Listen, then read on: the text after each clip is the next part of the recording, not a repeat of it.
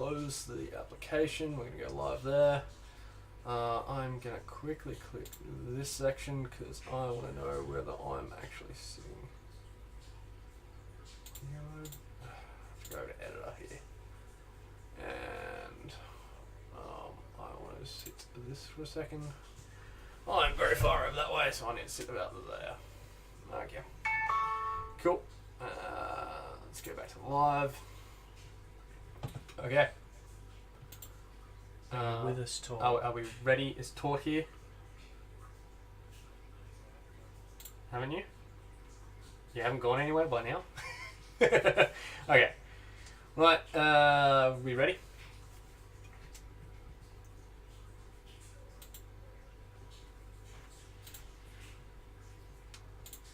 Dice down under. Oh. Yay! Hello.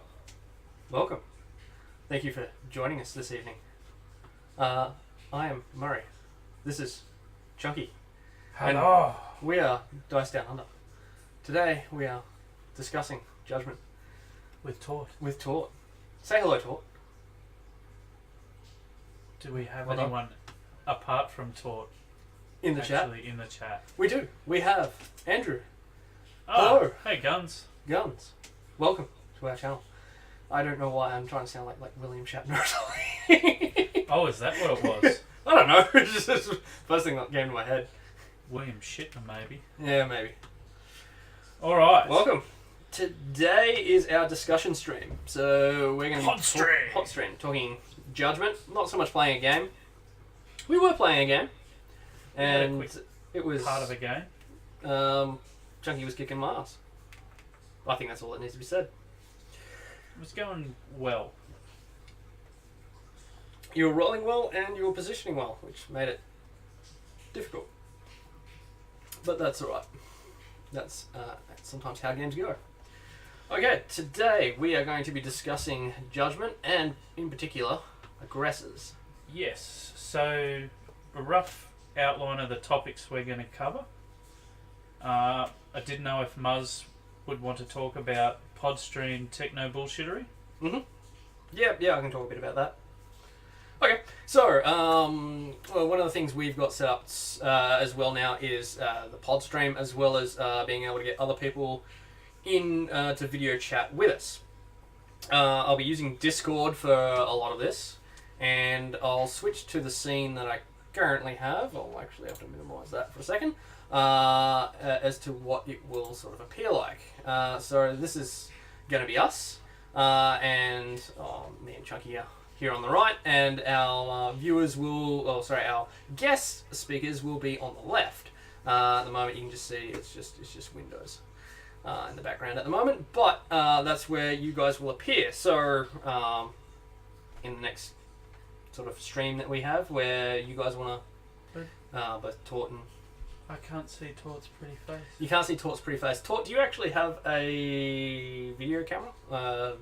Webcam? Well, we have seen Well, it. no, yeah, I've seen your face. You do have one. It's attached firmly to your neck. I don't know if I'd go firmly. It's certainly attached. All right. Last time I checked, anyway.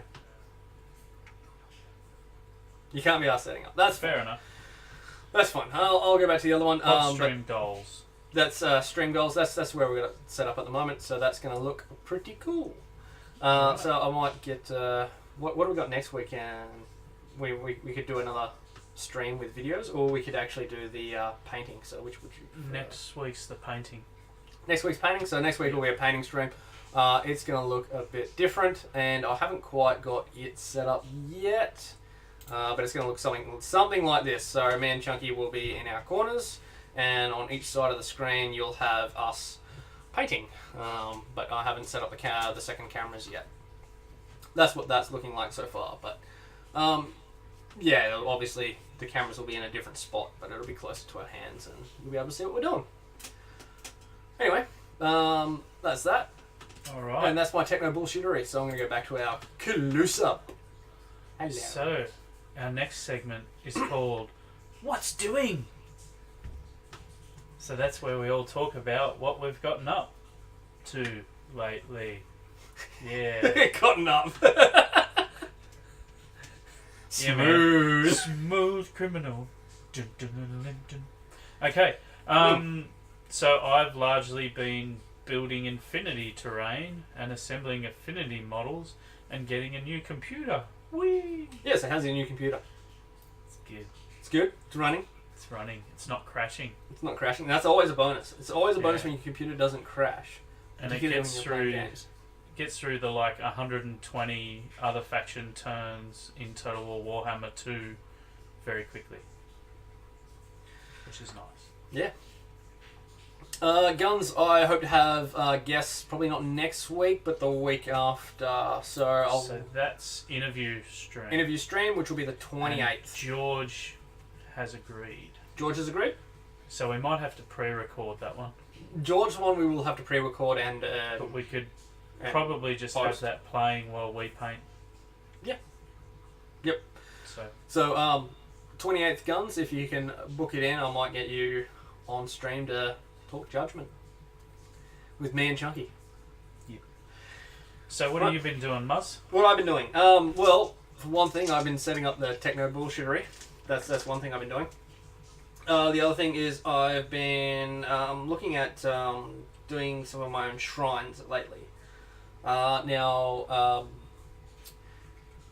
Bojangles or Bianca, a few weeks ago when we were talking painting models, and finding little models, other models to paint to sort of improve on. And I've actually found these couple of models, and Chunky actually beat me to this, but I found these. They're pretty cheap. They're just D&D models, and that's one of a Minotaur, which is going to go on top of a shrine. And I've got one of a Tiefling Sorcerer, which I'm just going to turn basically into a Sorcerer. There's actually two in that packet, which I thought was pretty cool. So I'm going to make these guys into a couple of shrines. Great thing about these sort of models is they're really cheap. So that one there only cost me $8. That one cost me $9, but it comes with an extra model. But they should be fun to paint. They're not quite the same as your Judgement models, but I'm not going to go for a lot of people are doing the whole shrine statue look. I'm going to do something a little bit different. I'm going to go with the shrine being almost a living entity. So I'm going to put some colour into the models and maybe a bit around the shrine, trying to make it a glowing effect, like there's energy emitting from the shrine. That's the ideas I've got so far. I've got other sort of little bottles and stuff to make bases around and design, but that's where I'm up to. I'm hoping to get stuck into that this sort of weekend, and I'm going to show you what I'm doing next weekend. That's almost exactly the base I've got my elf shrine on. Yeah. And then I've got another one that's an orc. They're the ones I've built so far. Yeah, so with this, it's just a simple sort of plastic bottle. I'm going to cut it down a little bit, but then I'm also planning on getting some green stuff and actually doing some moulding around it, giving it a bit more depth than just a cylindrical bottle. But that's going to be my base. So that's what I'm looking at doing. That's what I'm going to look at playing with. I'll probably use that for that particular one for the elf. I haven't decided as to what I'm going to do with the minnow, because the minnow is just a little bit bigger, so I'll have to make it a rounder base rather than the smaller one. Even though I can increase that out a little bit, increase out the platform. I think I actually used a like a herb bottle emptied out with 50ml bases on top and bottom. Yeah, okay. Something like Yeah. that. I need to get some 50ml bases. Oh, I've got a couple around here that I could use, but I think that one in there for that minnow is almost 50ml. I don't know if it is 50ml, but I'll have to actually pop it out and look at it. But it looks pretty close. I actually need a bunch of flat 50ml bases. Yeah. Anyway, so that's what I've been up to. That's actually my plans for the future as to what I'll be doing. So yeah. my future plans will not be revealed till next week on Paint Stream. On Paint Stream? Yeah, you're going to reveal those on Paint Stream. That's alright. I've revealed mine early because I'm excited about it. I want to get started on it this weekend if possible. Alright, so what have you been up to, Tort?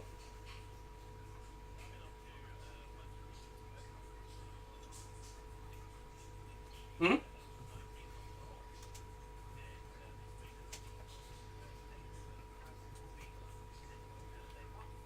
Nice.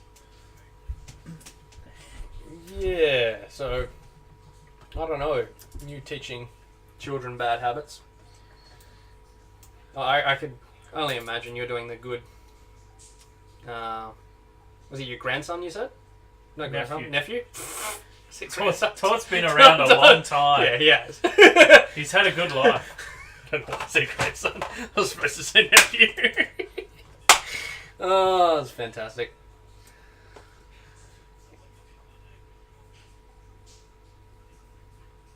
By Guild Ball, do you mean Judgement? Alright. So we've got your 19-year-old bum to say nephew. And your Guild Ball... Okay, sure.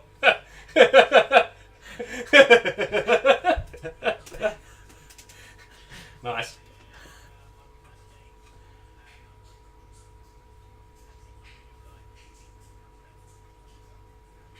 Oh.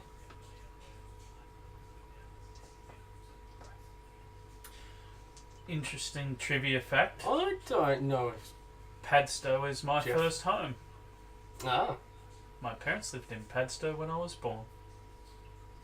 And now you're here. Oh. Oh, okay. Ooh. Let's have a look. Techno bullshittery fail. On the techno bullshittery. Hold on. Could you hear him just then? Probably could because of the that. So let me just mute this for a second. And turn that on. Can they hear you now? Can you hear me now? Oh, Jesus. Why is that still coming through there?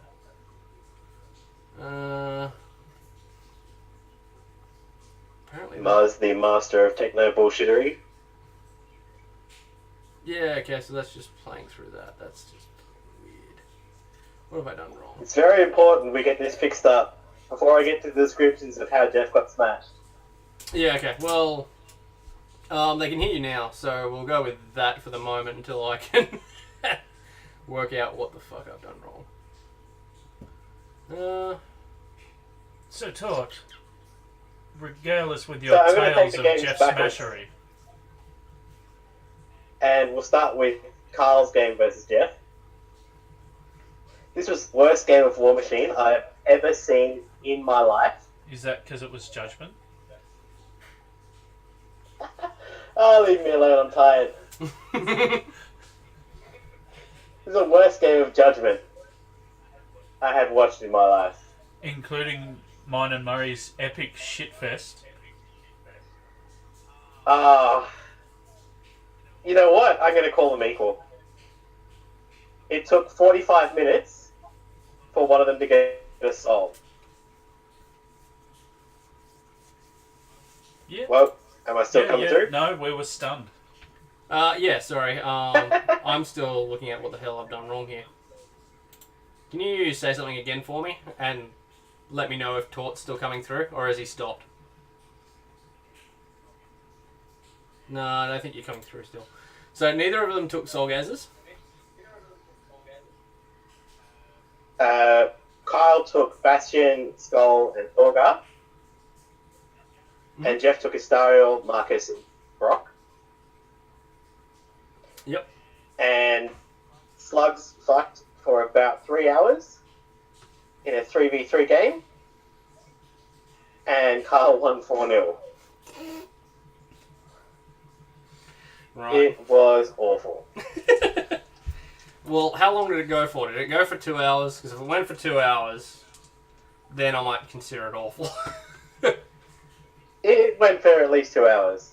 Okay. 2 hours of normal game is like a 5-hour stream game. Yeah. Yeah, that's pretty bad. I'm going to go backwards then to the second game of the day, which was me versus Jeff. Mm-hmm. In this game, I took Cruel, Jeff banned Bastion. No, Jeff banned Brock. So I took Cruel, Kogan, and Thorgar. The game lasted 3 turns. Kogan picked up a kill. Thorgar picked up a kill. And Cruel soul gazed twice. Jeff managed to pick up a soul only because the Vujasha died close enough to his effigy that Sane was able to be in range when she came back from the dead and was able to soul gaze meaninglessly turn before I won. Nice.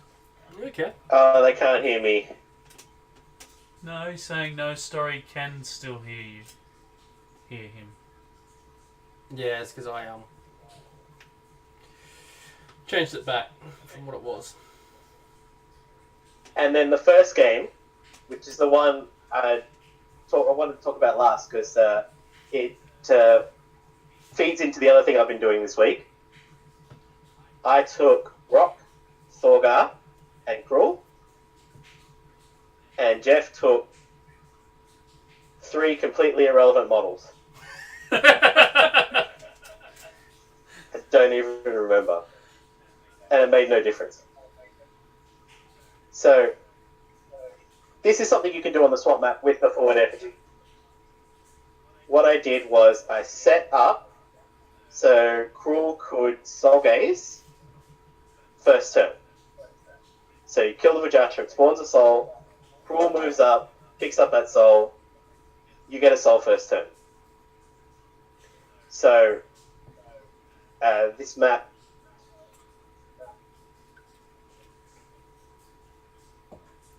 Sorry, just coughing myself. So, Brock kills Vujasha, Cruel picks up the soul, it goes to turn 2. I have 4 fate. Because I've got the fate for starting, the fate for killing the Vujasha, the fate for having a soul, and the one for coming. and the fate for the second turn.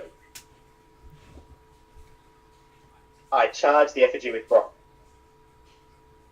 He has at this point a 66% charge, 66% chance of killing the effigy. Now he failed, but he left it on, I think, 4 damage. So now I've got Cruel in range of the effigy and Kogan in range of the effigy. It's got 4 damage left, and Jeff has almost nothing in range to defend it. So he runs up somebody, charges Kogan, and pushes him away a little bit and engages him. But it's irrelevant because then Cruel walks up and just kills the effigy. Walks up or charged? So that's the thing I kind of wanted to talk about. So I'm working on the stats for effigy kills. Mm-hmm. And which heroes are particularly good at killing the effigies. And effigies, killing the effigy in particular, when you have more than 4 damage left on it. So when you have still 2 souls to win or still 3 souls to win. Okay. Now, Brock, with nothing, so just 4 dice because he's Mel 7 against an Agi 3 effigy. He has less than a 10% chance of killing it. However, if you give him the Vorpal Blade and you have just 2 fate,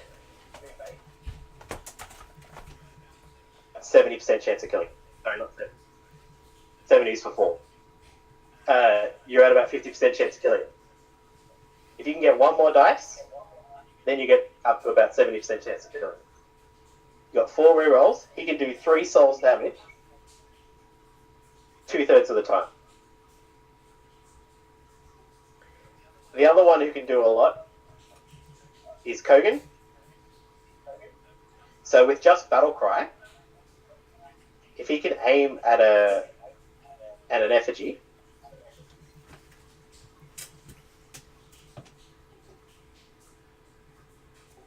he's got about a 50% chance of killing it.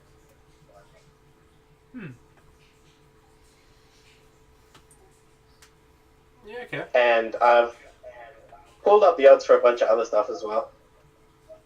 I'm coming through back on my microphone a bit, which is why I'm speaking a bit on it. Yeah, I'm going to see if I can fix this up on the fly. But, for example, if you need to do 8 damage, Zonya with 1 fate will do it 70% of the time. Yep. Istariel really needs a bit of help. So if you can get her to 5 dice, she still needs 3 rerolls to get over 50%. So that's with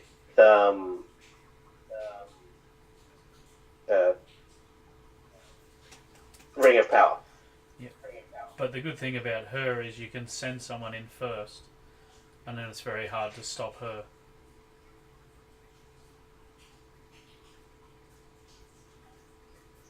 Yes. Nephany, her odds are awful. She needs to be Mel 8 to have about 34% chance of killing it. With still 2 souls damage left. Okay. Rakia.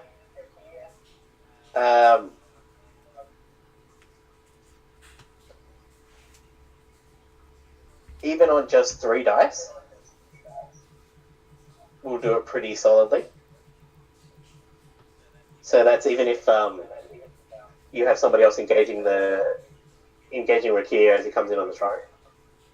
Is about 74% of being able to do 8 damage. And is there anybody else? Oh, Thorgar. Thorgar is the master of it. Yeah. So if you need to do 8 damage, Thorgar just by himself, with absolutely nothing, will do it 60% of the time. If you can give him 2 rerolls, you're up to 90%. Is that with all 3 If he's attacks? got... No, that's with just a charge. Charge attack. Oh, okay, so charge and a normal. Charge attack, 1 more. Yep. Do 8 damage. Sorry, Tort, can you give me 1 second? Which one is it now? Sorry. Mute that for a sec. And enable that. Can you say something for us again? Hello. That looks better. I can still hear me, so I'll still be a little bit stilted. Wrong.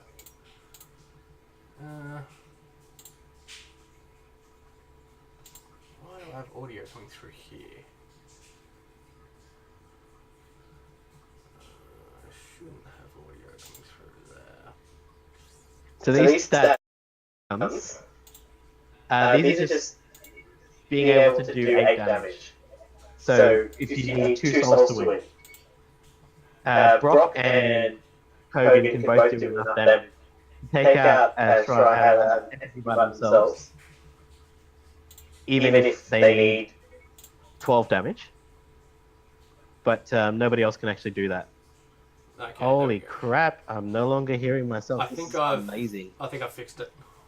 Murray's cracked the techno. Sorry, I think that's probably a lot better now. Sorry, Tort. Yeah. Now I we've think got I can actually confirmation. talk like a normal person. All right. Yep. Sorry So, about that. Tort, are you going to publish a table or anything like that for this stuff? Yeah, I'll probably put these all together in an article or something. Yeah, that'd be cool. But You might make a change the in kind the of thing meta. that I want people to... Yeah, the kind of thing that people should be thinking about is you need to watch if Brock, Kogan, Thorgar in particular, and Zonya's pretty good. If they're lining up on your effigy, Brock can do it pretty reliably if he can get some rerolls, even if your opponent needs 3 souls to win. Thorgar will do it very reliably just by himself if your opponent needs 2 souls to win. And Kogan is less reliable if you need 12 damage, but for 8 damage, with no fate, he's at 25% with just 2 attacks.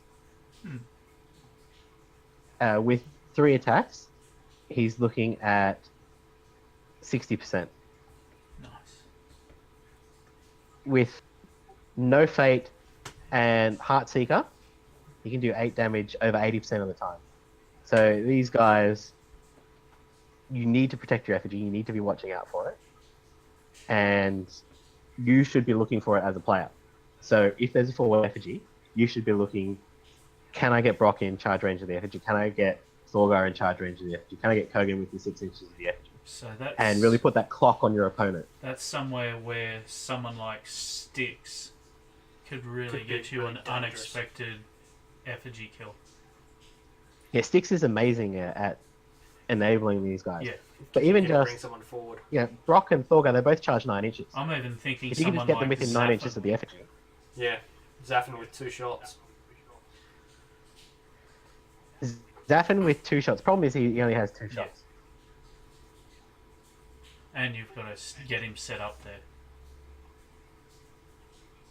But Still doable. It's still doable. Just not as likely because Zaffin's so slow. Yes. It's hard to get him into a that's part position of the where problem. Styx is going to be able to get him into a position for that sort of thing. If I mean, you it's can still chuck Styx doable, up but I mean, there- it's very, very circumstantial. I actually started seeing some of this when I did my accidentally cheat win against Jeff at that tournament. Where when I worked it out, like, I originally thought I'd cheated the fuck out of him. But you could have done it another way. no, just doing what I did. So the part I got wrong was backswing Backswing on triggering on what's a jigger. Cleave. But if I'd have just crit with that first attack, it doesn't matter. And maybe if I just charged the effigy direct and not worried about the 2 people helping, I probably would have just got it. Wasn't it you needed one of their souls as well? Oh yeah, probably. I think that was part of it. Yeah, I think there was a way I'd just do it if I'd have been a little luckier. Yep. Anyway. Alright. So, shall we move on anything to else the... happen at the sorry. tournament there, Tort? Was there any other I notable didn't think games? it was a tournament. Oh, it was well, just- I wasn't tournament. Company It of was Dice. just our meeting at Company of Dice. Yeah. Where Jeff was crushed mercilessly and repeated them. Did you have any new players show up that seemed interested in the game at all? Or was it just sort of the same sort of local crowd? This was a big meet in particular for the bolt action guys. They were doing a recreation of the Battle of Market Garden. Oh, cool. They had a massive table that was about 12 feet long in the center of the area, and they had about 20 people playing it, maybe even a little bit more. So that kind of took up most of the focus. Wow. There was So- also some That would- Infinity going from some photos I saw. Yeah, there were a few Infinity tables. There was a big Star Wars Legion game going on. There was some Age of Sigmar there. It's a good meet-up Company of Dice if you're interested in games and you're in the Sydney area. Yeah, that's the sort of meet-up I'm very jelly of. Yep. Although our club's not too bad. Yeah, we can Alright. get a few people for Infinity. Yeah. Alright, so we're ready to move on to the main event. Yeah. Let's just chat. Alright, so we're going to do an Aggressors power ranking. Now, as part of this, we started off with just Aggressors, and we could choose hybrids to go into any class, but they could only go into one. Mm-hmm. Murray's added on some of his own thing. Yep. So there may have been some characters recategorized altogether. Yep. So basically, we're gonna. I've got 11. How many of you got Murray? Let me sort of count them up. 12. Murray's got 12. How many of you got 12? 10. I have 10. I put all the Just the hybrids just the in the aggressors. spawner class. Okay. Yep. All right. So just before going into it, so the way I sort of ranked them is which models I like, which aggressors I like to use the most. It's not necessarily just done on pure damage or any of that sort of thing. Yep. Given that Murray and I nearly always play 5v5, we're probably underestimating people that are better in 3v3. Yeah. That also means Very good chance of that. I rarely play the swamp map, so Yeah. they may not be as good on that. Mm. What about you, Murray? Do you have any particular biases or anything that you can think of? Well, not that I can think of off the top of my head. Alright. Tort? So, the way that I have ranked these is I've ranked them in a vacuum. So it's just how good this model is by itself, not looking so much at the other support and the other things that it can get. Okay. No, And- that's the same way I've sort of looked at it. Tried to look at it. So the And it- model on its own, without other heroes supporting it, without magical items or anything like that. So not Well, giving I- any benefit I have to that. counted the ability to get magical items, but I've if you need one, it counts against you. I've same with support a little bit. Like I've considered scalability. So if you feed this model support, how much does its potential go up? I've also considered that Yeah, with some with some of the heroes as to why. yeah. Someone's For not on the example, bottom of my list. Thorgar has a very high floor of damage, but he doesn't have the ceiling of some of the others. Yeah, I have considered the ability of other models to make them better, but it counts against you if you need other models. It's the way I've ranked it. I've penalised it fair if you enough. really need other models. I have a little penalised bit it as well. if you I need didn't- too much I fate. just did not count magical items into effect. Yeah, I also considered So fate it's support more need or less the same then. and second level support need. All right, so we'll start with Murray since he's got the most. Yeah, okay, sure, why not? What's number 12, Murray? Actually, at the bottom of my list, and I consider more of an aggressor than I do a tank. He is a hybrid. His name is Barnascus. He's actually at my bottom, surprisingly enough. Okay. Wrong. Yeah, no.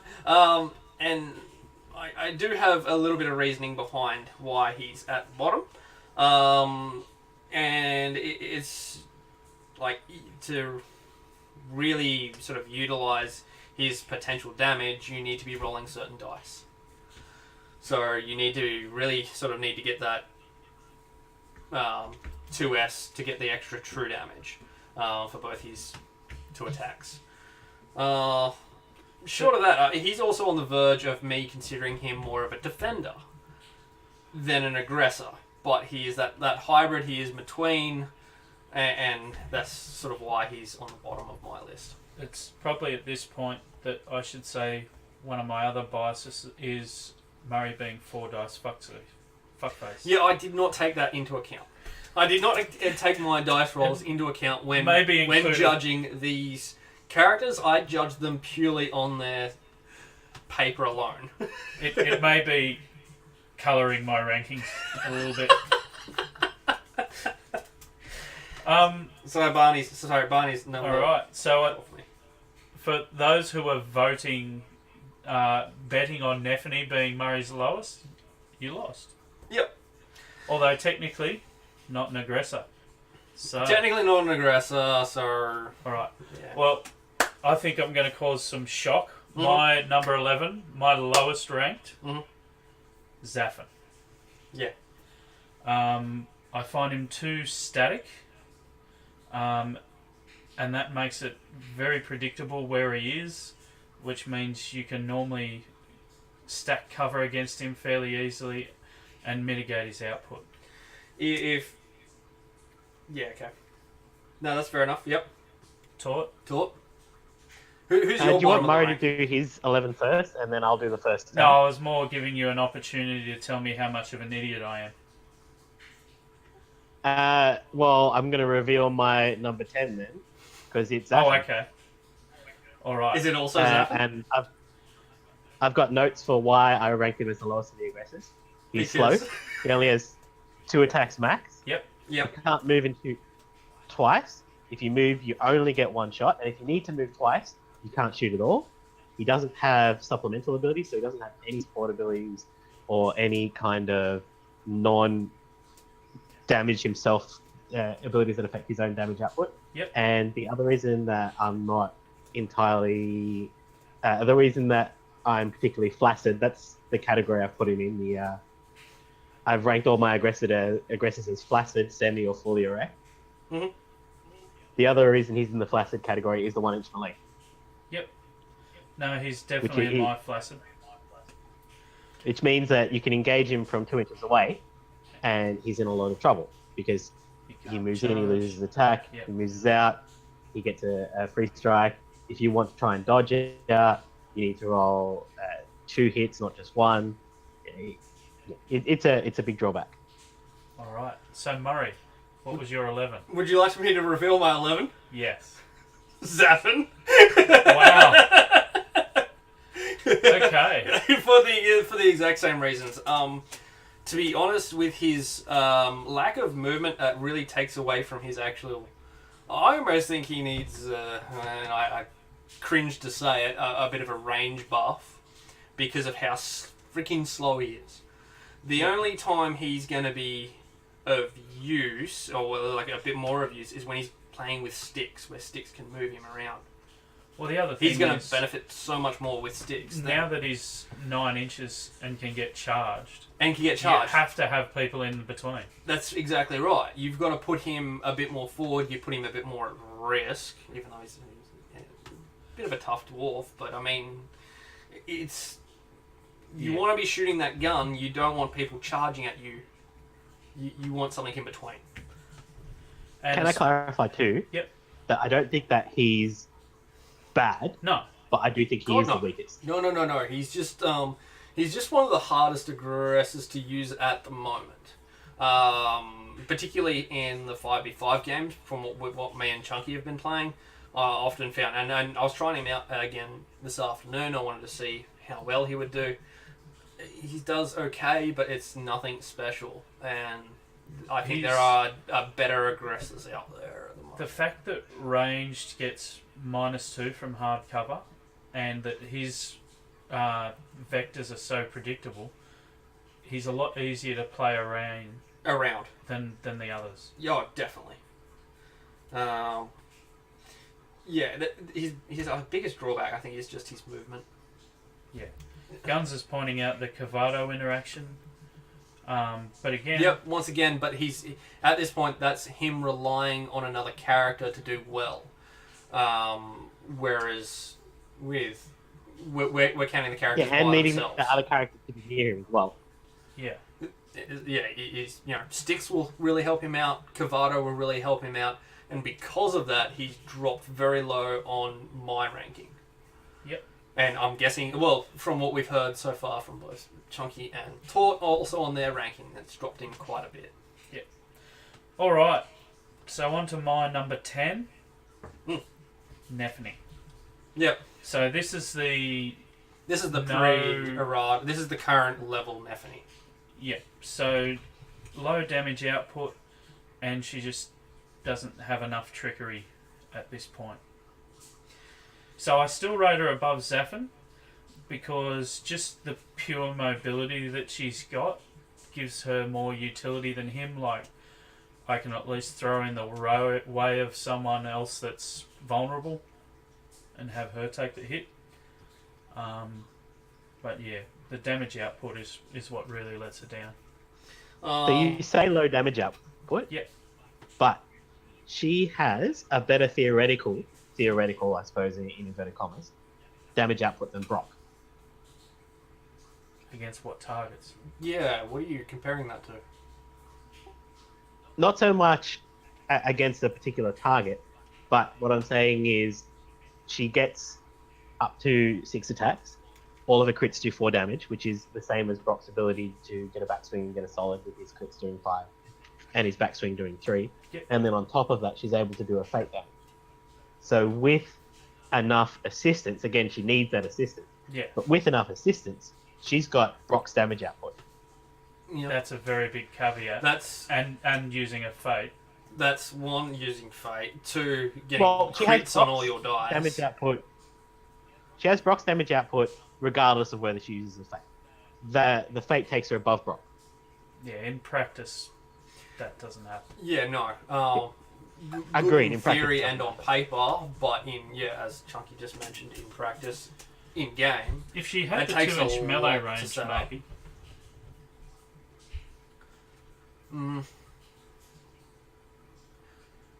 Yeah. So that's what I had as So, my 10. Next So one's your Murray, 10. what was your 10? Do we want to see what Huh? Tort's 10 is first? We already know. Oh, is it? Zaffin. My 10 Zaffin. Oh, your 10 was Zaffin. Okay, well, my 10 is Nephany. Very much the same reason. A big thing that she gets and she has above Zaffin is her level 3 ability. Her level 3 is phenomenal. And is probably one of the best in the game. Although I do think Zaffin's level 2 is very nice. It is. Just very applicable. Yeah. Void Dome just nerfs any Fate ability. And it's quite a nice range. Like 4 inches from the model is a nice big It's bubble. a pretty big bubble. It's a big bubble.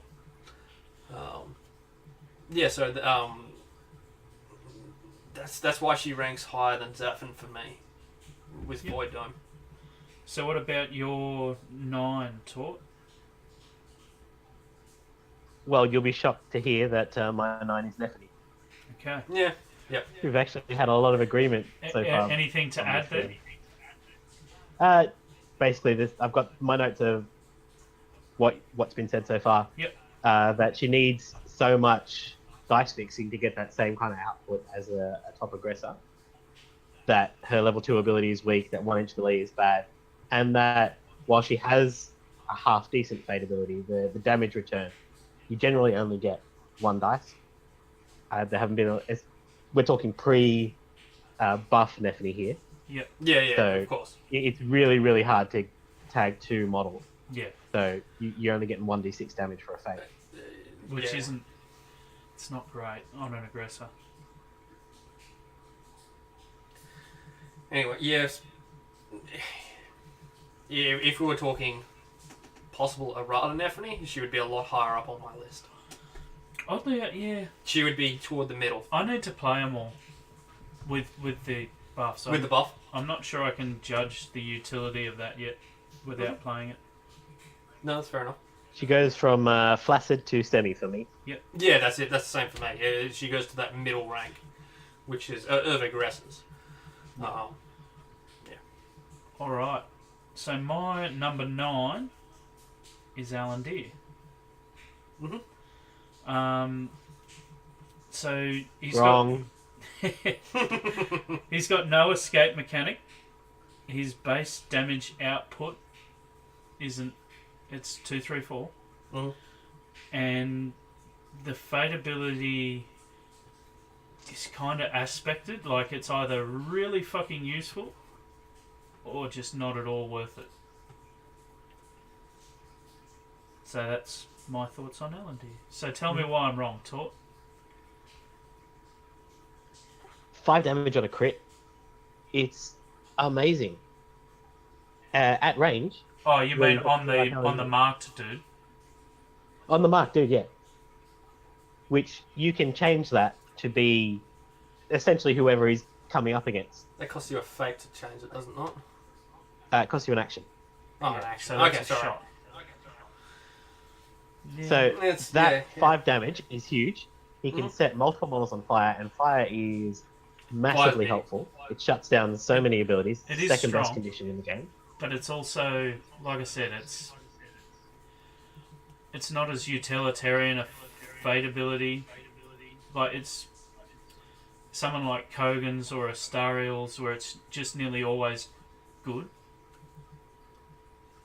His is a I lot more really situational. don't rate Astariel's Fate ability as being that good, but we'll get to that when we talk about that. Yep. Yeah, no, that's fair enough. What about you, Muzz? What are your thoughts? But yeah, he can also get rid of armor. He can hit multiple models. In my opinion, he's really strong. He's fast. He gets bonuses from cover. He's got I still think Pathfinder. he's strong. He's still a good aggressor. And again, that's partially from ranged being a lot more mitigatable than the other damage forms.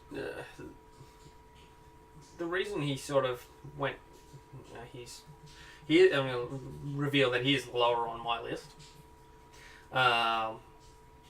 He's not the next one, but he's coming up. Well, we can get to there. We can get to there. But when I think Alan Deere, I think I want to pair him with Astariel. Because of the fire, and then Astariel comes in and finishes him off. Actually, the other reason on Alan Deere is he really wants Heartseeker, I think. Yes, he does. And there's a lot of competition. There's a lot of competition for Heartseeker. Alright, so what's your number 9, My Muzz? next one on my list is Laurie Bella. Now, she is a support, yes. And yes, I should probably play her more as a support. But there are so many occasions now where I have done the four dice fuckface. Well, yeah, maneuver, and she has blown people off the board. Now, once again, it's not as easy to. I've made it look very easy to do in a lot of the streams and a lot of the games I've played, but it's not. But she can do it. She can with a Gatling gun. I almost consider her sometimes more of an aggressor than I do as a support. She's great as a support, but there are so many situations where I can just go, yep, I'm in a position where I can just shoot the hell out of you and get you out of my face. I can verify that Murray plays her as an aggressor. Yes, that's exactly right. I've played her more as an aggressor than I have as a supporter. So she is actually on my list. The explosive keg is really good, particularly for getting people off points. And 3 true damage. It's nice. She does have, for a supporter, quite a large amount of damage. She can output a large chunk of damage. What are your thoughts, Tort?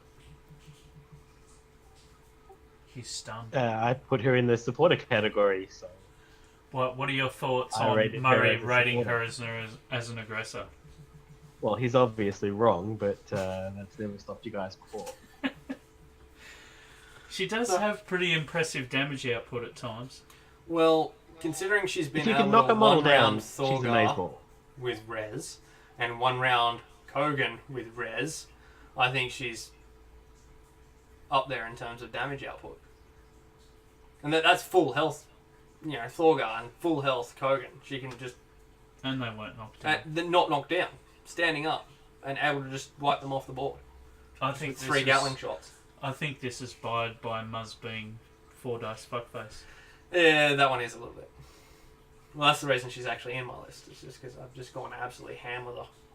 Yeah. Alright, Tort, what's your number 8?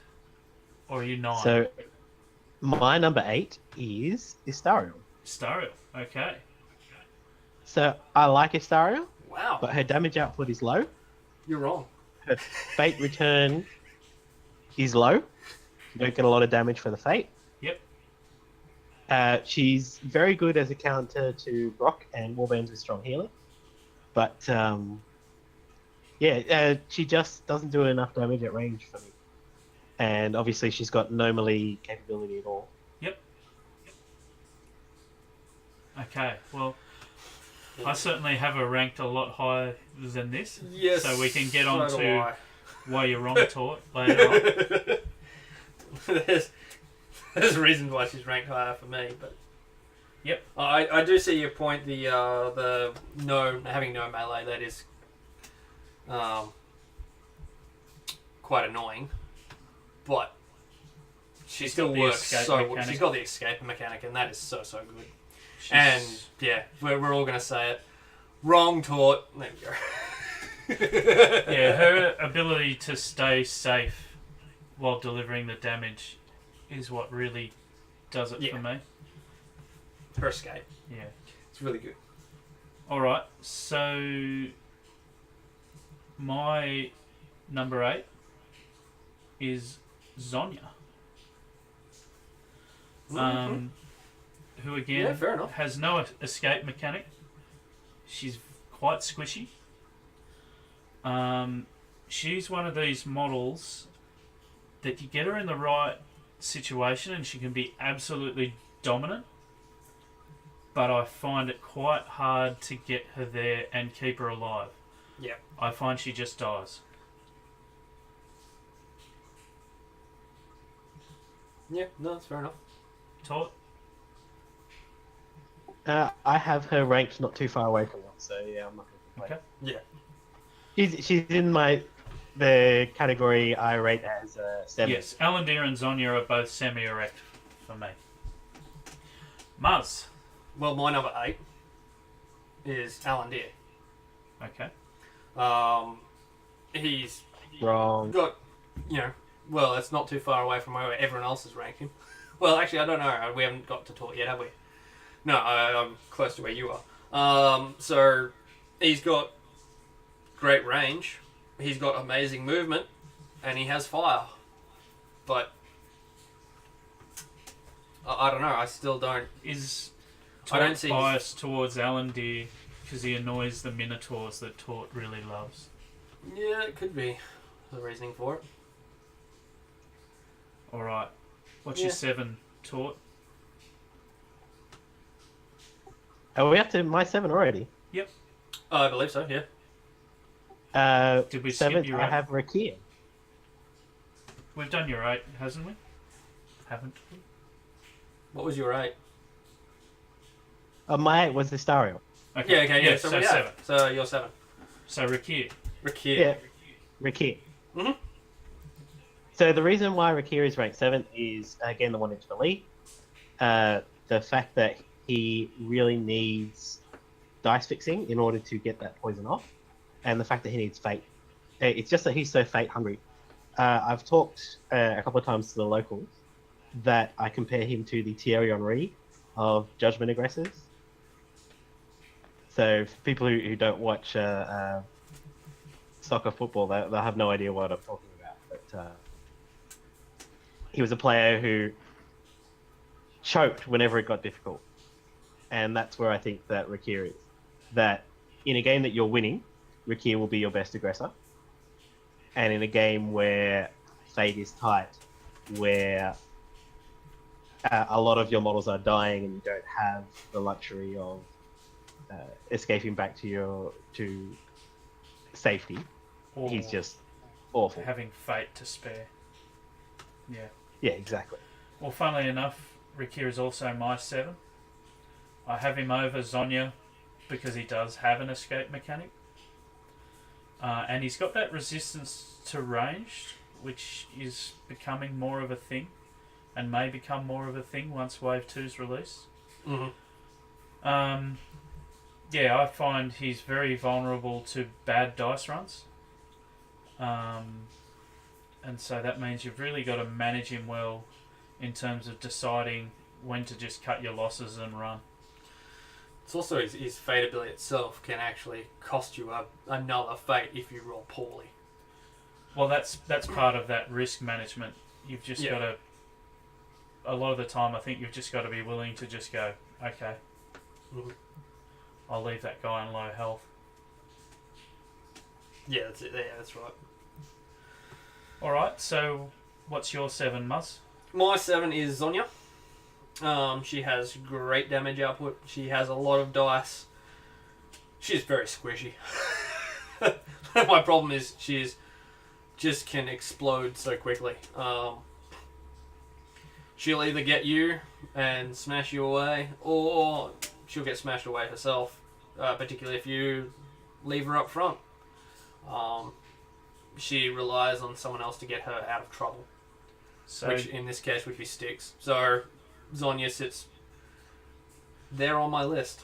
so Guns is currently outraged at Tort's ranking of Astariel. No, I think it's Rakir. And- No, It's that's Daryl the first and one. Rakir. And Rakir. So, And Rakir. Okay. by extension, Yes. Yeah. also my ranking of Rakir. Alright, so number 6 for you, Tort. So I said Zonya was coming up, and this is where I had her. Alright, so Mhm. she's still semi. Yes, she's still a semi. I really like the way she's able to be so reliable as an aggressor. Yep. The way she has so many dice, and she brings interesting counters. So she has the highest theoretical damage of any model. Yes. Oh yeah, by far. But you're never going to get that many crits. No. Except when you do. Yeah.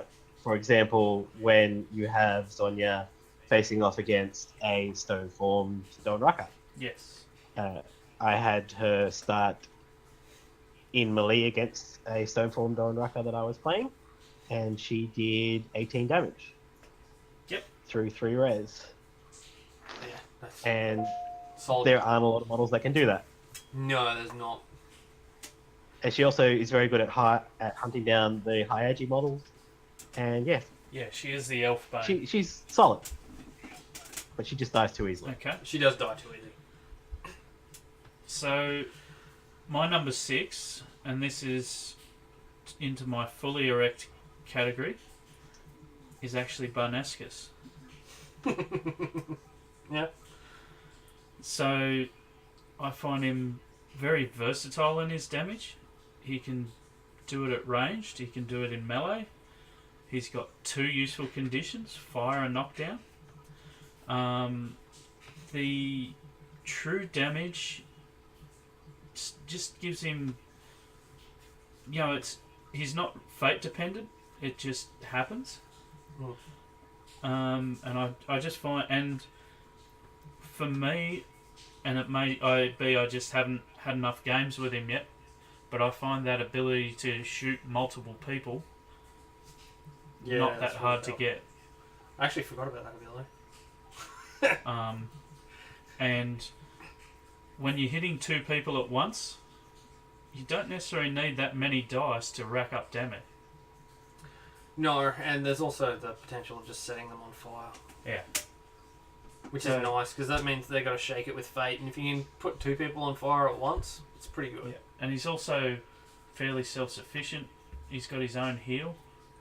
Yeah, that heal's nice. That does reduce his damage, but it's an option not many people have. Mm-hmm. So yeah. Tort, are you horrified? No, not particularly horrified. Okay. I mean, he's not an aggressor. No, but he damages like one. He does. That's why he's in my list to begin with, is because he damages like an aggressor. My 6? Yep. Ricky. Solid damage. Possible explosion, so he can just go. He can go nuts, but it's it can also go the other way. But what really sort of ranks him up high for me is his escape ability. Being able to often finish someone off and then escape back to your refugee is just so big. Yeah, and the game we just had before the pod stream, I killed Gloom with Rakita, get him to level 2 straight away. Yep. Then had first turn and went and just killed Zonya. One round of Zonya. One round, and was back at my effigy ready to bank the soul the next turn. Yep. And it's just one of the reasons I rank him as high as I do. It's just, you can get a kill and then run away and just sit there and be safe and go, yep, cool. What you doing? The thing about that is, though, he doesn't... once he does that, it's not necessarily always easy for him to get back in the game, either. No, you can... Getting back into a position is difficult, but that's where your shadow orbs come in. So you need to lay a few out to begin with, early in the game, to actually really... I did admittedly forget to put down my first shadow orb. Yes, I did notice that. Yeah. But you put down a second one. Yeah. Which I immediately covered. Yeah. Alright. So on to number 5, Tort. Alright, I'm going to take a break after I say this one so you can both shout wrong. But my number 5 is Victor. Wrong. Oh, definitely wrong. Definitely wrong. So wrong. Oh, terrible, terrible. You're a bad human. Alright. So, the main reason why Victor's go for it. number 5 is because he's not an aggressor. No. He just doesn't do enough damage, and It's kind of weird. He can. But there's normally so many better things for him to do. Yeah, exactly. And that's why he's ranked lower. If this was a pure power ranking of heroes in general, his utility is massive. Yeah. And that's that's the reason why you still take him, despite the fact that he is not a very good aggressor. Well, the weird Okay, thing so is, he still you is. I've done something a bit different to the way I've ranked him, because I've ranked his utility higher than his damage, and that's why he's actually a better aggressor. The interesting thing is, for me, we're saying his damage isn't great, it's not bad. but at the same time, if you choose not to use all those utility abilities, he's still got the same output as an Alan Deere, as Astariel. He doesn't. He has the same output as Astariel He without has the the fight. same, as Yeah. a Stariel. But what I'm saying is, he's not that different in damage output. He has that potential, And especially And- with Algarath, especially with Algras. He can boost it even more. because he's got. It's just that he doesn't. He does Yeah, other if stuff Algarath's so doing well. damage, he's not Yeah. charging. Yeah. If he's attacking 3 times, he's not summoning Algarath. He's not telling the soul where to go. Yeah. You know, Algarath's not taunting. These are all things that are higher value than often The damage straight output. damage output. Well, I'll leave Yeah. my further explanations till later. So yeah, same with me. And that damage output, again, it's just not that high. It's all right. Yeah. It's better than most of the supporters and the defenders, but it's not as high as an aggressor. It's not as high as an Alandir or a Thorgar or a Brock or a Kogan. See, I actually find I tend to get more out of him than I will out of an Alan Deere. Oh God, yeah. I mean, unless you get Mm. a really nice set 3 people on fire fate turn for Alan Deere. yeah. Because Well, if you've get already into that got later, I think. if you've already got Algarath out, it's not hard to get the 3 shots off. And magic's less mitigated than ranged. Admittedly, it doesn't have the fancy mark target, but yeah. He doesn't have the mark target. He can't aim. He generally won't have He doesn't need to aim, He doesn't need it, especially if especially there's a soul on the if board. there's souls on the board. He's got. if there's souls out, it helps him. But yeah, even then, he's the damage return is still not great. Yeah. Alandir still generally, in my experience, Alandir does more damage. Well, clearly, we don't have the same experience. That being said, we don't often play Alan Deere. No. We see him as a threat because of his fire, and we're often got Minotaurs on the field. Yeah. So that's our problem when we're doing our pick and bans. Alright, so onto my number 5, Hmm? and Tort is going to be disgusted. It's Kogan. Wrong. That is the most wrongest either of you have been all night. So, this is in my fully erect category, by the way. So, Yeah. to me, Kogan is still a top tier aggressor. But what brings him down behind the other people I've got above him is that he really wants fate and he really wants a magic item. The good points is he damages at range and melee, and he scales fucking amazingly well with support. Mhm. I'm not sure there's a more dangerous aggressor to a knockdown model in the game, because he can do it from range. So yeah, I think he's really, really strong. I'd almost consider Laurie Bella to be more of a threat to a knockdown model than Kogan, If it doesn't have armor. if it doesn't have armor. Yeah. But that's getting into the nitty picky. Yeah, so Kogan, really, really good. But yeah, the fact that he needs a bit more support brings him below the other 4 for me. My number 5 is Astariel. Mm-hmm. Great range. She's got really good, in my opinion, her fate ability is actually quite nice. And what really rates her high for me is her escape. She can just get away so easily. She can sit out wide and just, if you've got a game that's focused on fighting in the middle and you've got a shrine out wide, she can play a contestant over there, because you generally don't have that many people going out over to the shrine. You might get 1 or 2, but she can generally, if they do come in that range, she's got the option to wail on them. So she does have a bit going for her in terms of like just bringing a nasty influence to the board. In my opinion. Yep. I quite like her. I think she does well. Well, the fact that I haven't mentioned her yet suggests She's up there for me. She's up there for me, yeah, and All right. she's in my top 5. Number 4 for Tort. Tort, what's your 4? So my number 4 is Alan Dean. Okay. I think I've already mentioned Wow. most of the reasons why I like him. Yeah, you have.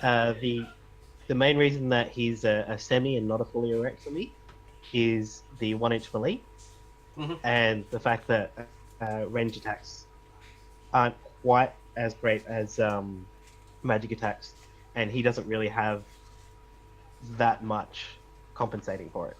Yep. Unlike some of the other models, which may have yet to be mentioned by me. Yep. I think if anything, what we can take away from this night is we need to play Alan Deer a little bit more. Probably. To be fair, he does normally get banned. We'll often ban him pretty early in. But we do love minnows. Yeah, that's right. That's the reason we Yeah, ban him. And that's part of the reason why I do rate him so highly. Yeah. Yeah. Alright, so my number 4 is Brock. Yeah, okay. He's just very straightforward damage output. He likes to have a magic item, but he finds it very hard to get them. Sorry, very easy to get them. He often Really? wants more than one. The only thing that lets him down a little bit is he dies quite easily. Only to a light breeze. Yeah. Yeah, he does have a big sort of target on his head for other people. 16 health, agility 3, no armor. Yeah. It does. Even with the stand back up ability. And his savagery, which gives him... It I gives him find- 1 res, but you often don't want to use it because... I find savagery very rarely used. Yeah. I use it in very rare situations. It's like a situation, I've killed everything already. Savagery, I guess? I've got nothing else to do, savagery. I'll protect the souls I've kind of got for the moment. It's either that or run him away. Yeah. But he doesn't run away very fast because he's a dwarf. My favourite Brock play is still people get him on low health, and then you go and kill a monster, get the full health healing item, And then just put him back to full. and then like, oh fuck. Yeah. Yeah, definitely a good one. Muzz. What am I up to? Number 4. Have we done Tort's Yeah, number it's 4? 4? Yeah. Tort's first in the order. Okay. My number 4 is Kogan. I'm waiting for it. Wrong. There we go. There it is. Reason he's my number 4, well, he's high up on the list. I think a lot of it's already been said. His fate ability is rather good. Being able to re-roll 2 dice is amazing. But yeah. I don't think I can say much else that hasn't already been said that's good about Kogan. the only thing that one thing that I will say that's not as good as I sort of thought it would be, which ended up surprising me, was his stand and shoot. Now that is quite useful. However, there is something in the in the text here that I looked over once before, is when you do have a target charging at you for your stand and shoot, you have to take away an extra dice for the roll. So you've got someone like, if you've got any elf charging at you, you're rolling 1 die. It's still extra damage. It's extra damage, but what's really nice is the fact that you can utilize his knockdown in the stand and shoot, but you're not going to be able to utilize it on 1 dice. Yeah, I think relying on the knockdown on this knockdown's not really the point of the stand and shoot. I don't think. I don't know. With I wanted to be that. You're doing 3 damage. Yeah. 3 damage. 3 damage is pretty nice. Yeah, no, 3 damage is nice. Oh, but that's, like I said, that's on 1 dice. This thing has blanks. Do you know how often I roll blanks? It's a lot. Or specials. Blanks or J's? So you've got 1 in 3 chance, I suppose. Yeah, of rolling your 3 damage. It's 50%. 50-50. 50% rolls 3 damage. I That's prefer a if few you're more just dice. rolling 1 dice. That's 1, yeah. 2 dice, it gets Oh, better. I Obviously, missed. 3 dice. It's because you're not rolling 4 dice. It's because I'm not rolling 4 dice. If I was rolling 4 dice, they'd be knocked the hell down. You just do it with triple J's. It's just crit. Still with triple J's. Alright, what's your 3, Tort? So my 3 is Brock. Yep. Mm-hmm. Anything So further to add? Brock, with support, he does the most damage reliably out of all the aggressors. Yep. He doesn't need much, just the Vorpal Blade and a gang up or 2, and he's reliably rolling crits. And he will just obliterate whatever he gets into. But he does need that support. Without that support, he's not as good as the 2 I have ranked above him. Yep. Mhm. And the cleave is surprisingly useful at times. It can be. Cleave is a great ability. His level 2 ability is awesome, which is the one that keeps him alive. His level 3 ability Is gives you insane. great utility against defenders. He's a fantastic model. He is the first of my fully erect models. Fair enough. Yep. Alright. I have a feeling we should have had Golfy on the stream. Because he would say, no, microwave that model. Alright. Yeah. My 3 is Thorgar. Mm-hmm. He's rarely needs fate, and chances are if he does want the fate, there's a very fucking good reason. Doesn't really need items, and he's got fairly reliable damage output against any target. So his high top end damage punches through armor. His high low end damage hurts high agility. He's got utility with the throw and with the get over here. He's just rock solid. Mhm. His floor is so high that the only thing that holds him back in any way is that he dies. But even then, he's a lot tougher than Brock with the extra 2 health and regen. And regen. Regen is huge. And you can, if you get him like Boots of Agi, he's really good. Yep. Muzz? Number 3 for me is Victor. Now, the reason actually Victor ranks down lower than my other 2 is because he is harder to get that damage out to people. He has the best range in the game with his level 2 because he shoots through Algorath, and I think that's like almost 10 inches or something he's got in terms of, or even more in terms of a range. He's got great board manipulation with determining where the soul goes. And that can be a killer in the game. His last part is the fact that he's got Algorath, and Algorath has Taunt. That is huge. So you can very much play a game where... And the reason he ranks so high for me in my list is because of his utilities. Not because of his damage output, because of his utilities. They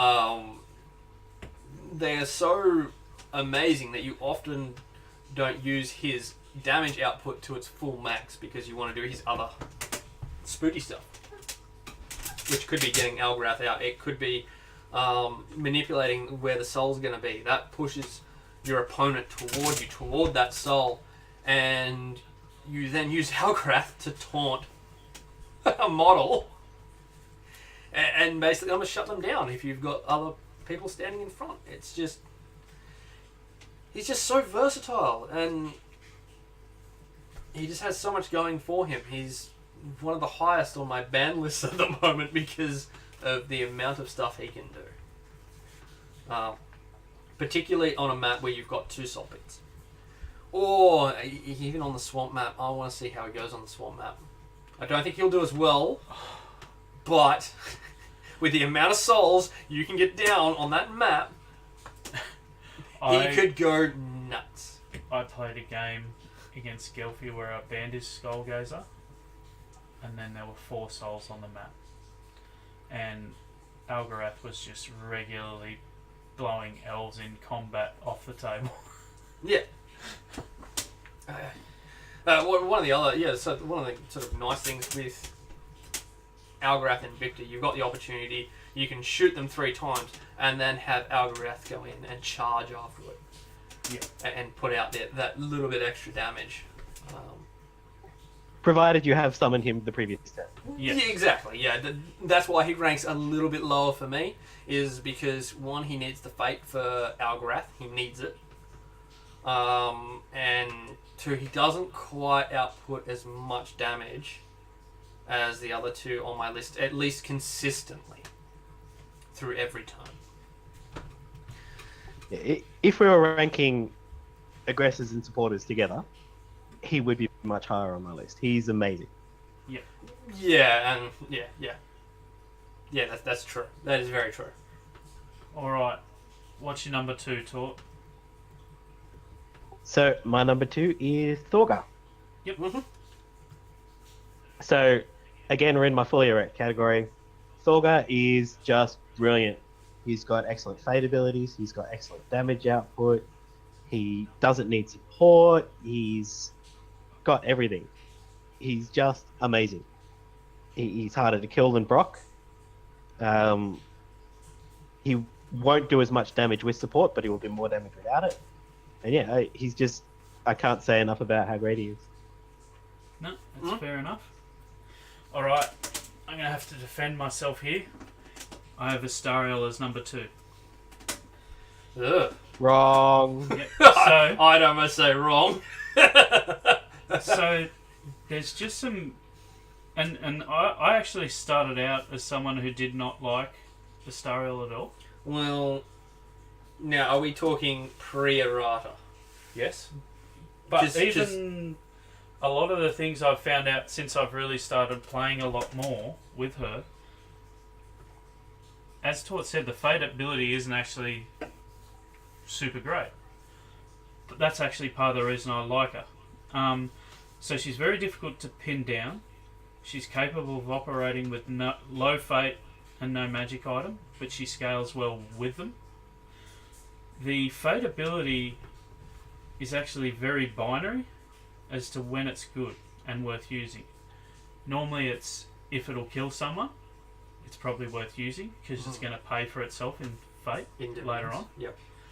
Because she's normally not going to be someone you can get to kill. Or if the opposition's on no fate, you can often not worry about using it. Mm-hmm. The thing that's really, and it'll apply to my next one as well, the ability of ranged characters to 2-turn kill someone.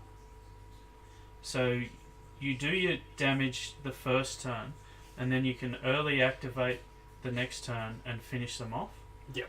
And I find that's a lot more useful with ranged, where that doesn't leave you vulnerable to, oh, I'm going to get you knocked down in a crowd now and killed because you've already activated.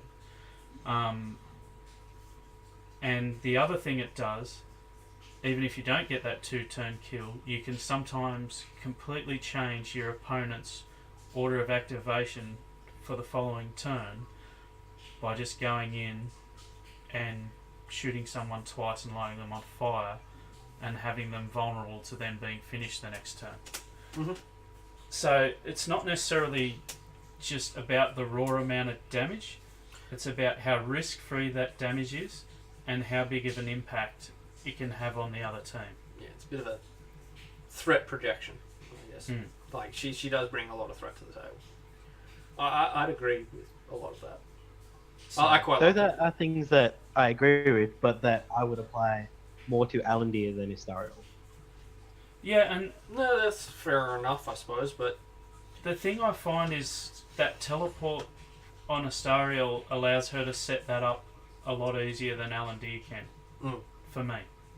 that and Teleport Alan is Deere suffers from having a bow. It's a range, so you lose benefit through your hard covers and stuff like that. And your forest. And your forest. That really nerfs your ranged characters compared to your magic characters.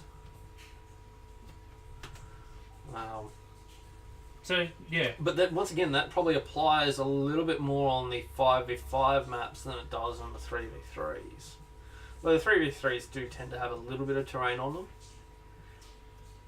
Yeah, and I'm not sure she's as useful at 3v3 as she is at 5v5. She's really good in 5v5, but yeah, I don't know if I tend to rank her. need to get amongst it more in 3v3. She's Yeah. much better in 5v5. Yeah, that's right. So that's partially where our bias is coming through. That would be, yeah, as well, because we're used to playing the 5v5 games as opposed to the 3v3s. Yeah. Alright, Muzz. My number 2 is Brock. He is a monster hunter. He does great damage. I think we've already said probably enough about why we all think he's quite good. His level 2 is annoying as buggery for your opponents. You go, yes, I'm going to kill Brock. Oh, shit, he's back. that can get nerfed with fire, but it's just... Astariel's definitely Brock's natural enemy. Yeah. If you're going to counter Brock with anyone, it's a Astariel. And I've actually Even found Barnascus it's and Alan. Thorgar and Brock is really who Astariel just ends up using as a soul pinata. Yep. In a lot of my games. Yep. Yeah, you need to get Brock up close with that, but he's the monster killer, so he's generally your surefire way to, really setting up monster kills and getting And you that it's- extra fate. Yeah, that's underestimated for him. In a game where you're getting smacked, he can get you fate. He can get you fate. So he's one of the reasons he's high for me is because he's a fate bank. He can get you that fate back quite easily, giving the charge range he's got, the extra damage he's got. He's one of the few who can just one round monsters and The one thing I find give you that bonus. with him is, especially if you don't get him that level 2, he can really become a soul pinata. Yeah, he wants Because level when he 2 early. respawns on 11 damage, Yeah, that's it's very it's gettable bad. for a lot of aggressors in For my almost round. any aggressor, really. Given that he's got no armor and he's actually Low 3, it makes him a huge target. You want to heal him back up again. So he generally wants someone to heal him. Alright, so Tort, I think we know what your number 1 is. So, Okay. this is not just my number 1 aggressor. I reckon this is the best model in the game. And it's Kogan. Kogan issue! Well, Tell So, us more. Please- I'm just tell going us to spend a Wax minute lyrical Tort. just telling you why I am so erect over this model. We can start off with the damage on that blunderbuss. 3, 4, 5 damage. 3 on a glance, 4 on a solid, 5 on a crit. With armor piercing at range is bonkers. Yep. I agree with that. It is just absolutely amazing. You get Heartseeker on him, you aim, he just does 15 damage. He will just do 15 damage to whatever's in 6 inches of him. He has this 6-inch bubble of death. Do not come in this bubble. And it's more effective, in my opinion, from what I've seen, than any other model at doing that. And then on top of that, you've got range knockdown, where knockdowns are extremely strong, and he can do it from range. You've got Battle Cry, where he can re-roll 2 models in all 3 of his attacks, and that only costs you 1 fate. Battle Cry is a fantastic fate ability. Oh, it's amazing. You've got level 3, where you get Buckshot, where once he gets to level 3, if there's 2 models within 2 inches of each other, that both start within 6 inches of them, they're both dead. And it's incredible. I will admit, I have never had Kogan. I've never had Kogan on the field and not had him just go completely nuts and obliterate just tons of models. He is amazing. I've had him as I've seen him be a Soul Pinata for Laurie Bella. You missed that WinterCon, by the way. Colin killing 3 models in 1 activation with Kogan. Nice. Yeah. Alright. Yep. Well, needless to say, my first... Victor! Viva la Victor Evolution! So, I saw this cover. he's in my Viagra category, where you go out of your way to get fully erect for Victor. I actually think you guys are underestimating his damage output a little bit. Yes, I think he often doesn't use it, I think it's equivalent to Astariel. but when I've needed him to do damage, he does the damage. So it's usually that situation you were talking about earlier, Tort, where you've got a Thorgar or a Brock or one of those guys able to go for an effigy. Victor has dealt with that pretty well for me. He's like my sweeper a lot of the time. So when he needs to go full ham, he normally can. And then you've got all that other versatility on top of that. The moving the soul thing is it's either fully on or off. So you're either going to want to use it for the first few turns until you've established soul dominance, and then you can normally forget about it. And if it's not that way, then it's not something you have to worry about, and you go more towards the damage. So I find I actually do get a lot more 3-shot activations than you might think. Partially because I tend to be solid at protecting Algarath, so he's not having to spend that fate all the time. Yeah. Yeah, I don't rank him the highest because he's not sort of consistently doing that output. That being said, no model really is, but yeah. Now, mind you, Kogan. Algarath may appear on his own in my defenders list.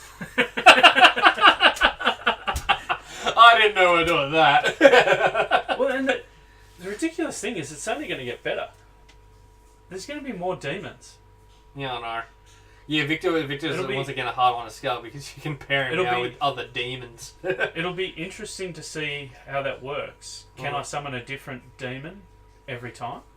So can I just sit there with Algarath being a jerk and all of a sudden go, oh, I need damage output. I'm going to get my little friggin' fire imp and it's going to shoot you twice. Well, I figured if you were doing that, then Algarath would despawn, if you know what I mean. Yeah, and you take the D3 damage. You take the D3 damage. You swap one model for another, but yeah. Oh, jeez, that would be nasty. It's pretty phenomenal. Yeah, I don't know how that's going to work, whether you choose a demon for the game. You may choose a demon for the entire game, I don't know. Or you can summon. Oh god. But I daydream a lot about. Wouldn't it be awesome if you're like a warlock from WoW and you just went demons, demons everywhere?